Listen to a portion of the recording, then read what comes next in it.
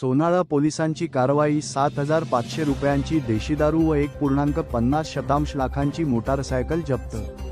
संग्रामपूर तालुक्यातील Sonala police station हद्दीत अवैध देशी दारू वाहतूक करणाऱ्यांवर पोलिसांनी कारवाई करत 2 आरोपींना ताब्यात घेतले।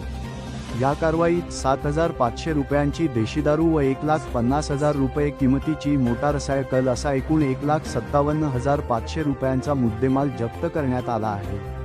पोलीस सूत्रांनी दिलेल्या माहितीनुसार दिनांक 13 मार्च 2026 रोजी सकाळी 11.30 ते 12 वाजेच्या सुमारास दुनकी बु ते वसाडी रोडवरील मोतीलाल मोरे यांच्या घराजवळ पोलीस पथकाने मिळालेल्या गोपनीय माहितीच्या आधारे छापा टाकून एका पोतडीत ठेवलेल्या 90 ml क्षमतेच्या टेंगोपंच देशी दारूच्या 150 सीलबंद बाटल्या जप्त करण्यात आल्या।